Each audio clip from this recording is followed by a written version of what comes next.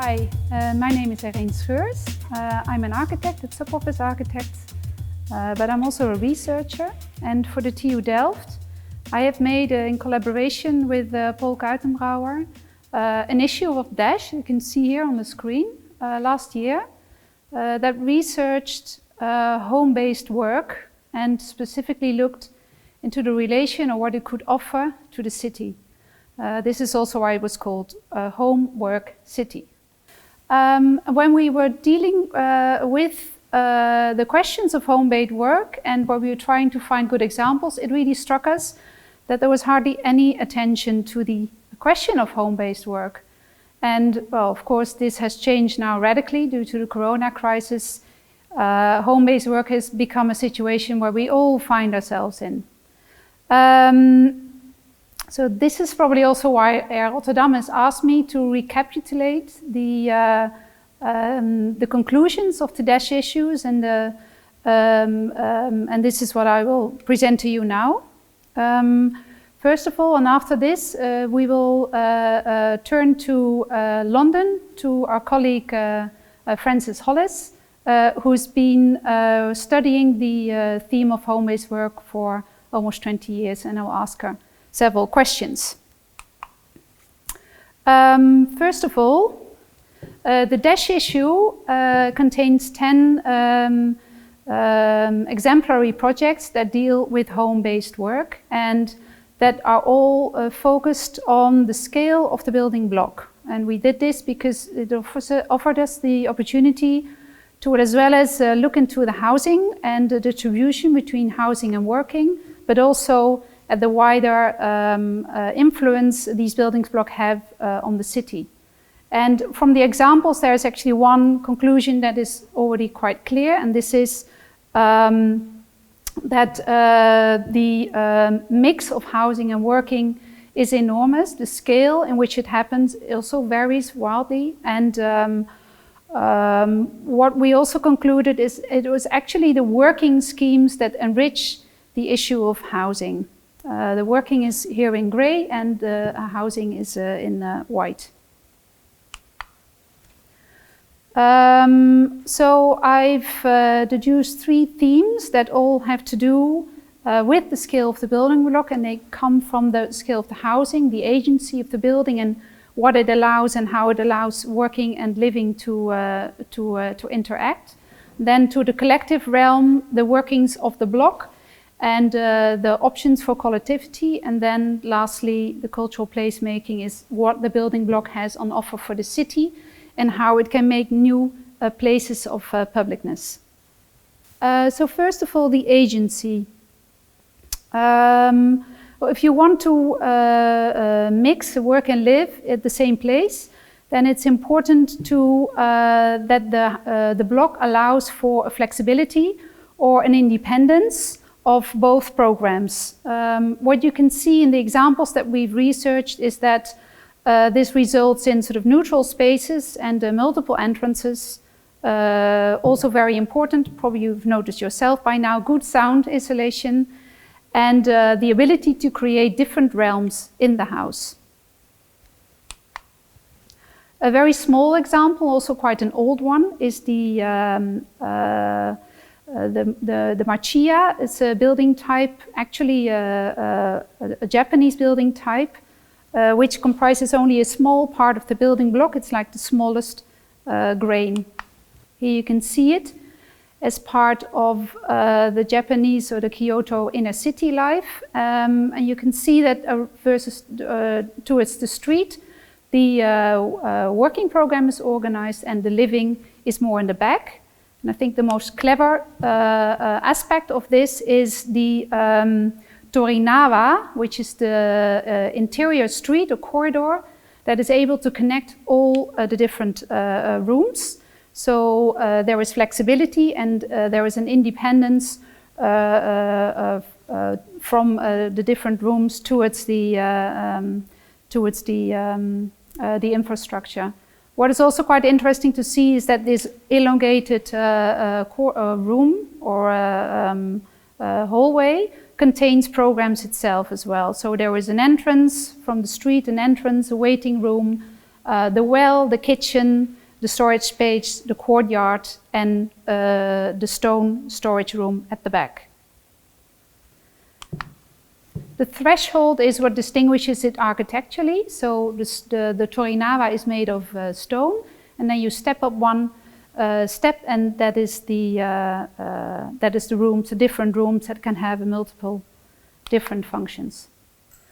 Second example is a bit bigger, and it's also a recent project, the Blumengroßmarkt in Berlin, which comprises a whole block and is actually much more centrally located. It's very dense and an incredible mix of housing and working. And again, you see that the infrastructure or the corridors structure the block and offer different access and sort of an intricate system of rue intérieure and stairwells give the block light and flexibility. Here you can see it. You can also see the distribution of housing and working, very different from the last example, of course, also in scale, is that the lower floors contain working schemes, but also on the upper top, there are small atelier spaces. It's like the garden shed, but then in a very urban situation where there's also extra opportunity for working. Here you can see an incredible variety of plans and housing typologies that you see more often in these types of work-live blocks. And there are multiple options for entrance, and this is so over 2 floors, so there's always a flexibility of how to use these spaces and also an independence of housing and living possible. Here you can see them. This is the block on the left-hand side. On the right-hand side is the entrance towards the gallery spaces on the ground floor and the -1. And then on the rue intérieure, where there is access to as well as working and living arrangements. And then on the top, you can see the little garden sheds or atelier spaces and collective space for the children. The sandpit. Then the last example in the agency section is Schiecentrale. That is a very large block in the center of Rotterdam, where you can see that the housing and the living and working is actually very, very mixed and completely flexible. Again, there is a long gallery space that makes sure that all the units are reached independently and that there is a flexibility in plan. You can see here. It might well interesting to notice that again there is some sort of a little storage space. As you can see here, where the units are connected to each other and allow for larger office spaces or larger dwellings, or combination, and that the little storage spaces we found out are even also used for working, like a mini garden shed again. Then the second category concerns the collective realm. As you probably all noticed, the world in the corona crisis becomes ever so smaller, and the direct vicinity of your house gains a very different meaning. It's where you meet people, it's where you interact with the outside world. And we see that in these kind of work-house-live schemes, the collective realm is also very important. We begin with a not so very dense example in Switzerland by Diener and Diener. Where there is a quite modest mix of housing and working. What you can see here is that the collective space takes very different forms and also creates very different atmospheres. So there is the more urban side of housing that actually borders a little stream. But there is also at the back a south-facing relaxed garden space, very intimate, and there's also on top of the building rooftop terraces. So within the confinement of this very small project, you can be outside in very different atmospheres and surroundings and meet up with your neighbors in a relaxed atmosphere. So then there is a bit more of an urban example, the Piazza Ceramique, very, very different in outlook and also in organization. So it's actually 2 building blocks, one of which only contains working and living, and the other, that is practically identical, contains only living. And they're all arranged around a collective atrium. And this atrium is, which you can maybe see in the picture, is a very formal space which enables professional and private use. So you can wait for your dentist here, but you can also sit and just relax or meet up in the weekend. This is a little party given for the flat owners in the weekend.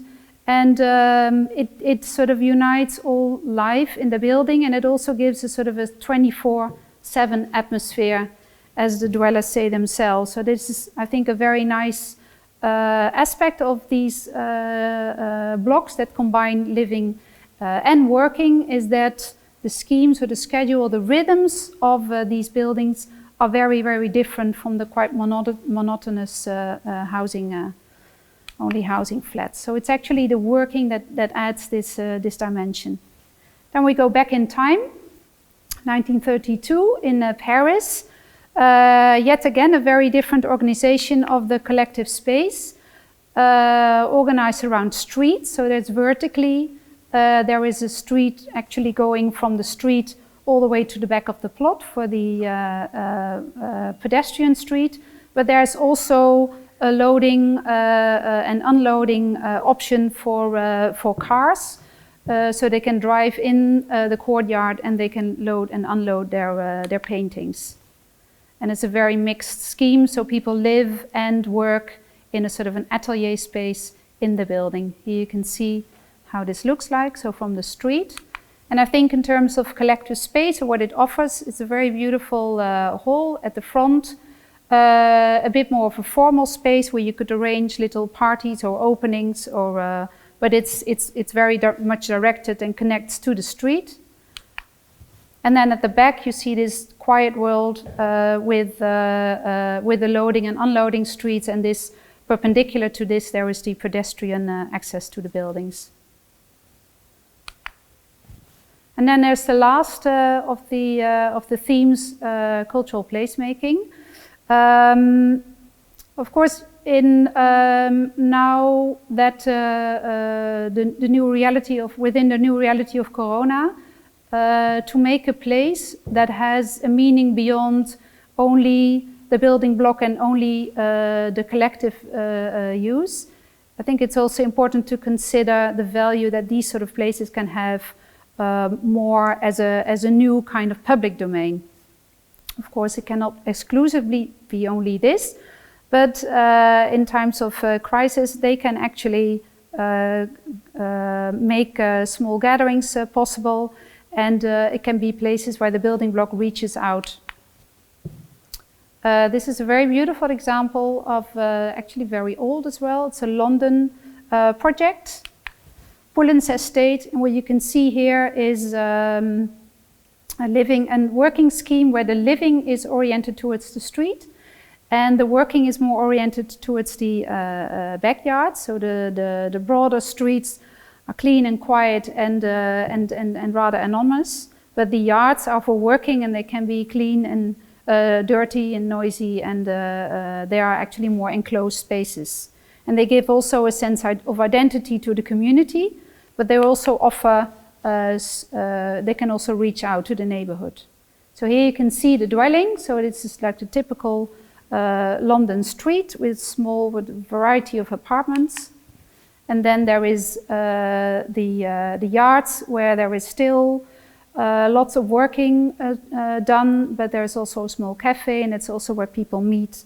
And it's also used in the weekend, because the organization is quite clever. So here you can see a part of the block On the left-hand side, you see it from the yard. So there are workspaces over 2 layers, but they are very cleverly connected to the live spaces, actually via the bathroom. So you used to have to clean your hands, and then you could enter your living your room.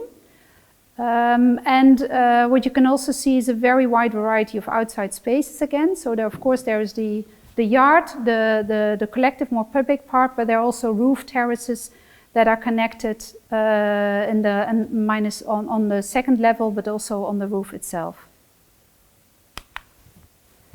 And then it's the last example, Tetterode. It's quite a famous building. It's a work-live community for artists. In the city center of Amsterdam, it spans a whole block, goes from one street to the other. It's actually a refurbishment of an old factory.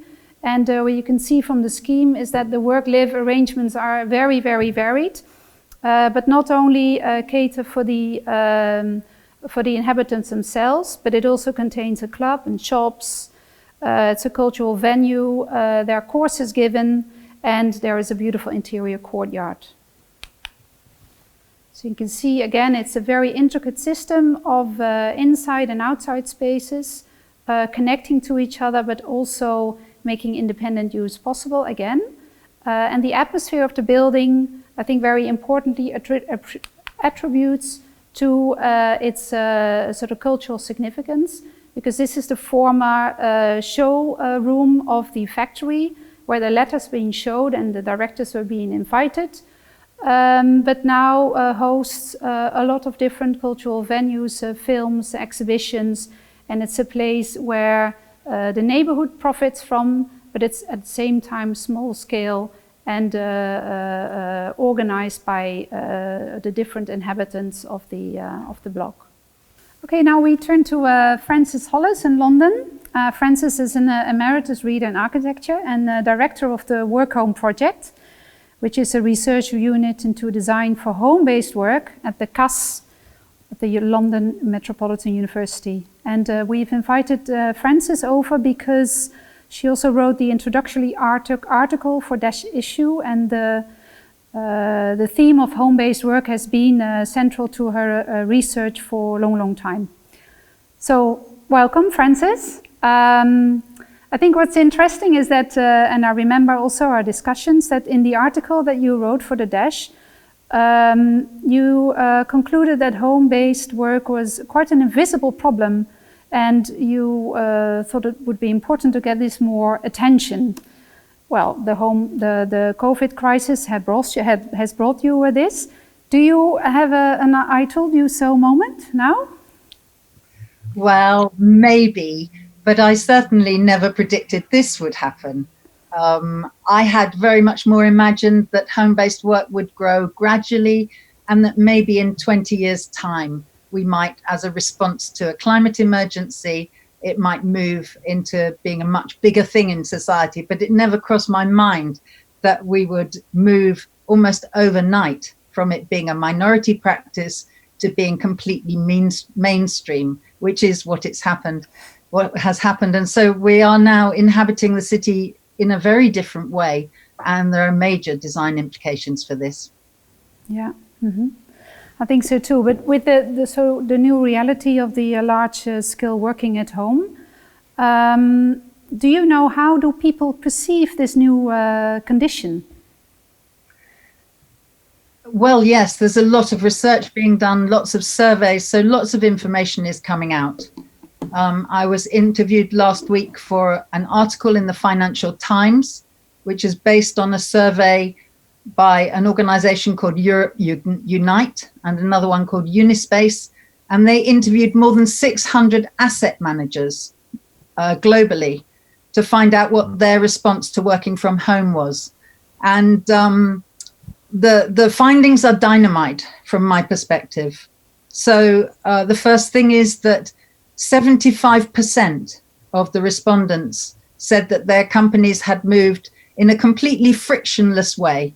They already had the technology in place, and they didn't need any new technology or to make any changes.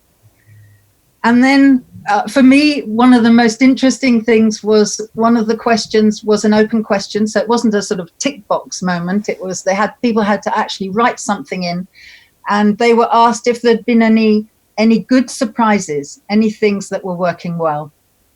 And what came out was an outpouring of surprise and relief, of people saying they were happier, they were healthier, they were sleeping better, they were less stressed, they really didn't miss the commute. They were getting, some of them, an extra 3 hours a day at home. They were spending time with their families, having lunch together every day. And there was this just general sense of people really, really enjoying it. And as if that wasn't enough, more than half, I think 52%, found that they were actually more productive. They were more efficient. Their teams were working better. They were having better communication with their overseas clients. So this is really interesting stuff from my perspective. Mm-hmm. Yeah, and this is your "I told you so" moment, actually. Yeah? The benefits of home-based work. Yes. So So the conditions or the interest is certainly there now, but of course we can see that the housing stock certainly doesn't match this quite unexpected new and varied use. So maybe it's good to return to the design implications. So are there any recommendations also from the research that you've done in the past that you would like to share with us concern the new the new housing stock that we're about to build? This is a big question.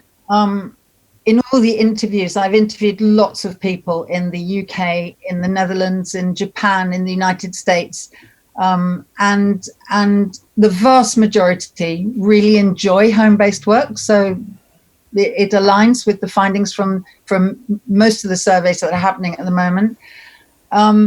But they also experienced a huge number of problems. And I found that people were extremely vocal about the difficulties of working from home, even though at the end of the interviews, they all said, but I love it. And I certainly wouldn't want to go back to going to work. But when I analysed the difficulties, what I found was that most of them could be solved through design. So obviously in response to COVID, I've been doing a lot of thinking, and there are three things that are uppermost in my mind at the moment. And the first is that we have to stop building standard flats. One of the things we know about home-based work is that one size absolutely doesn't fit all.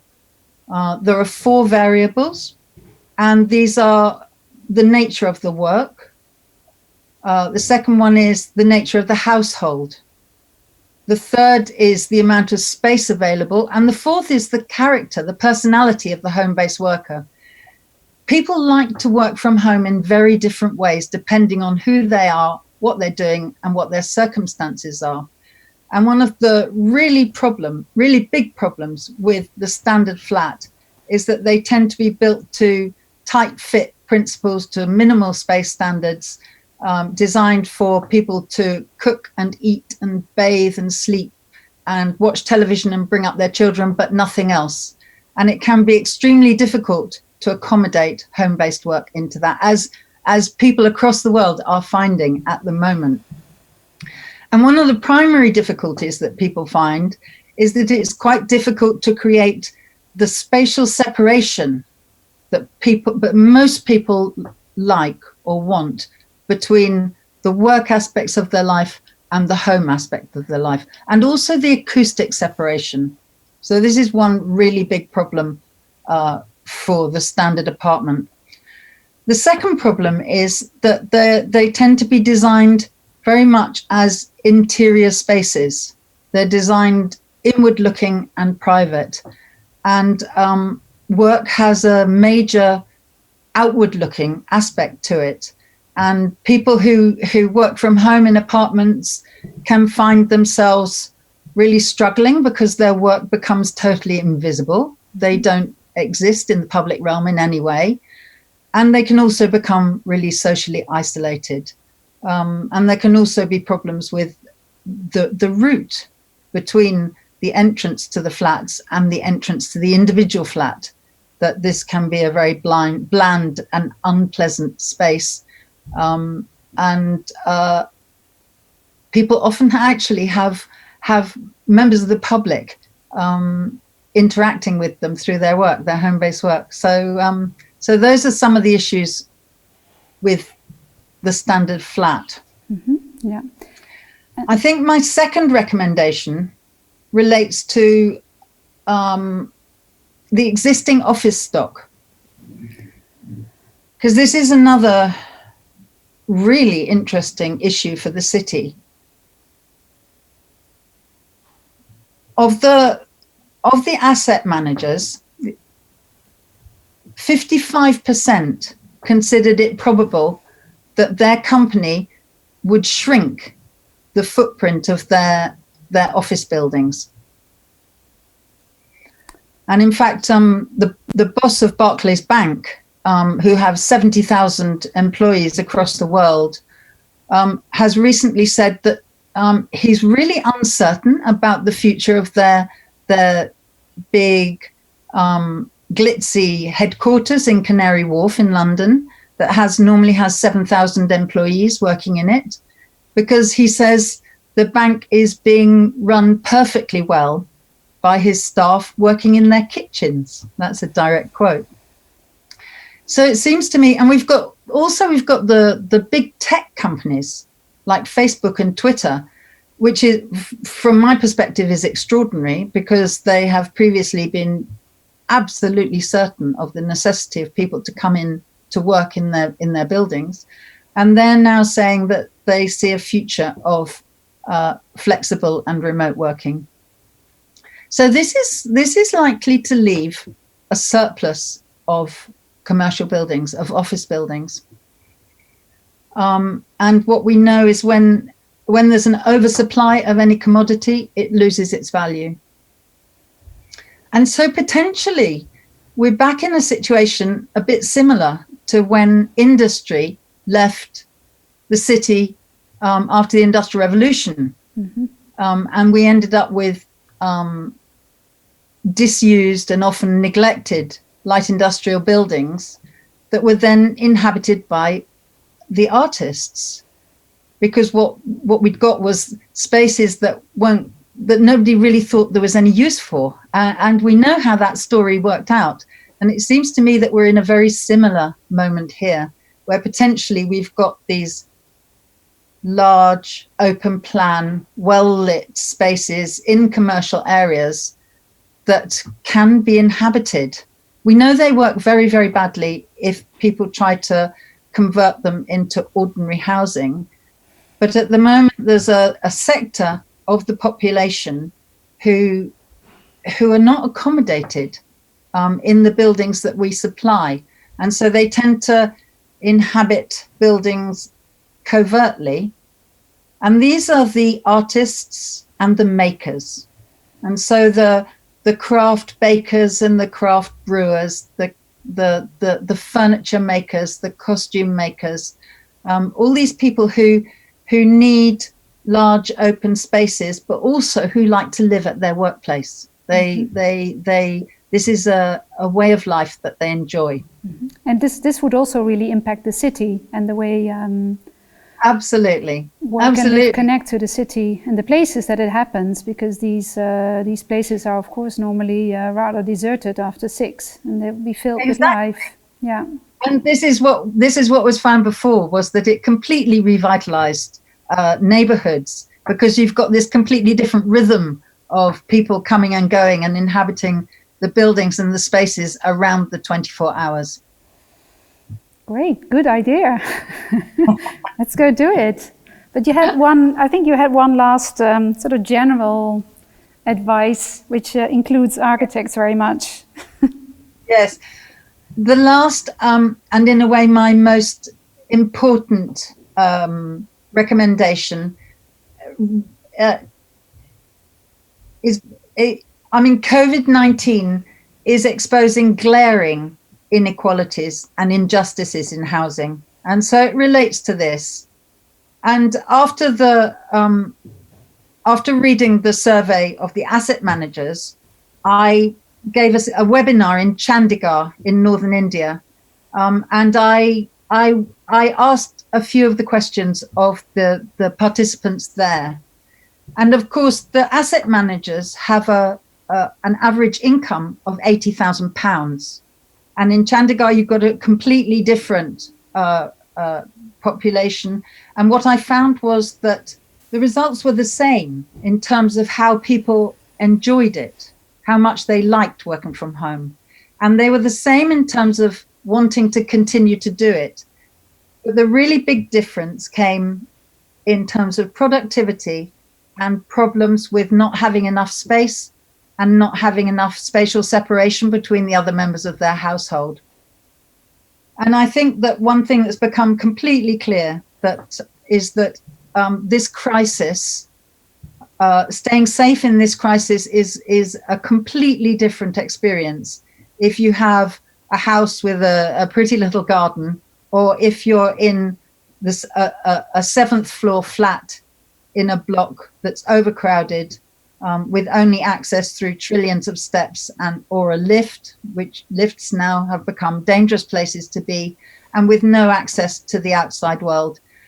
And obviously, what we might hope for after this crisis is a complete reorganization of capitalism to make sure that the resources are evenly spread across society. But in the meantime, before that happens, yes, I think our most effective tool is clever design. We've got some architects there are architects all over the world working on this actually, but one I'd like to just draw your attention to is Peter Barber Architects. And he is a housing architect because he says that 70% of the city consists of housing. So if you design housing, you are designing the city. And he often works on social housing. And so the scheme I'd like to just very briefly introduce you to is in McGrath Road in East London.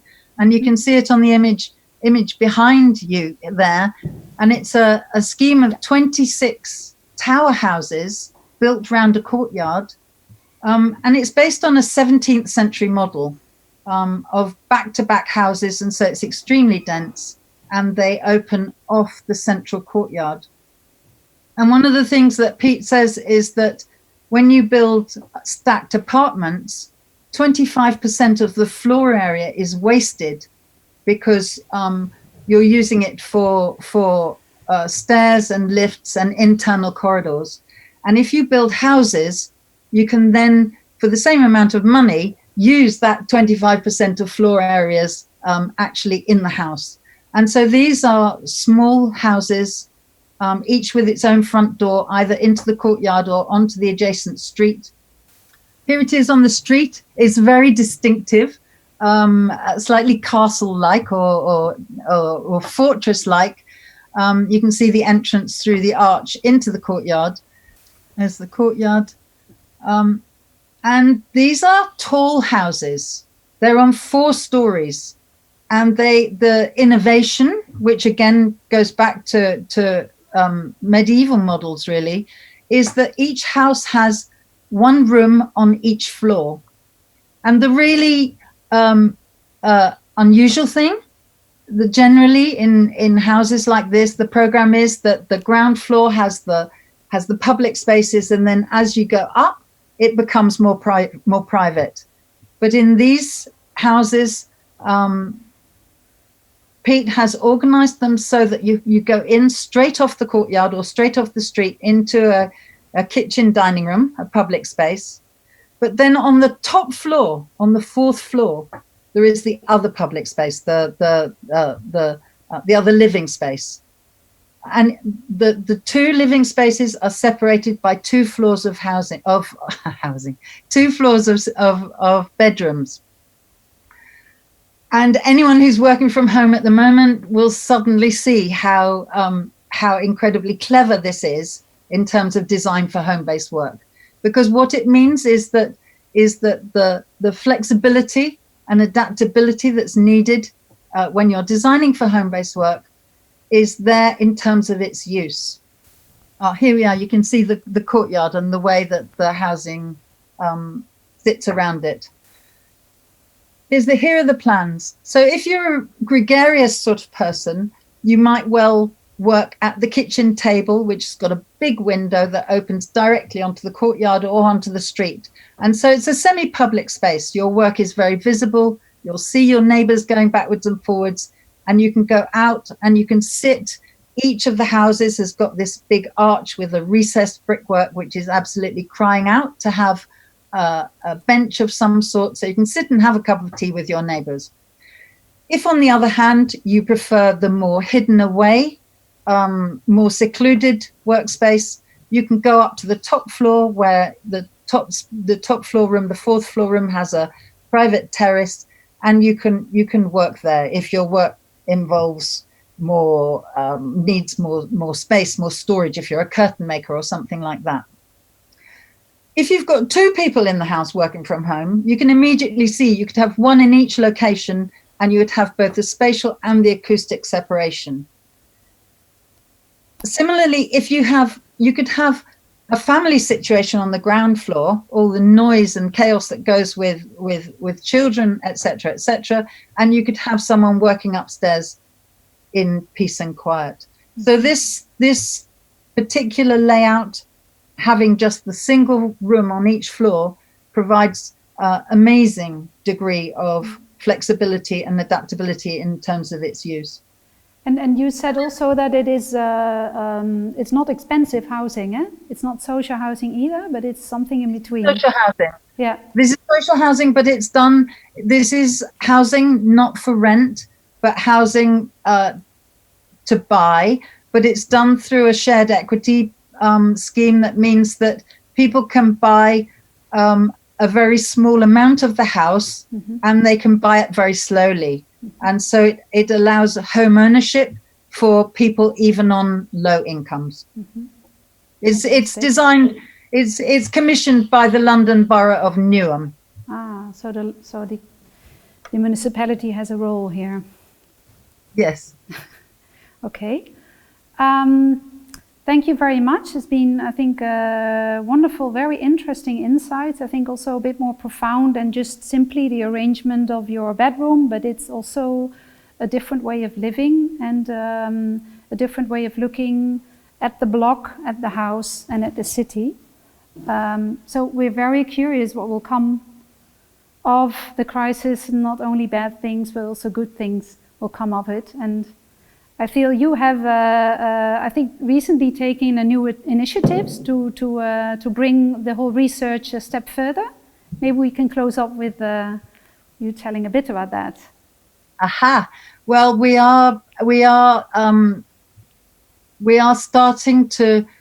A group of us are getting together to think about launching a network of people who are interested in working in the field of how home-based work impacts on our buildings and our cities and our laws and our regulations, and to actually come together to cooperate in developing that world in terms of facilitating it, because this is something that has been thought about very little, despite the fact that home-based work has been growing really steadily for the last 20, 25 years. It's taken this crisis for people to realize that this is something that can happen much more easily than they were expecting and has far greater benefits. And in relationship to the climate emergency that also is going on, it has enormous potential just in terms of reducing carbon emissions. So yes, watch this space. Yes, we will continue. Okay, thank you very much, Frances. Thank you. Thank you for inviting me.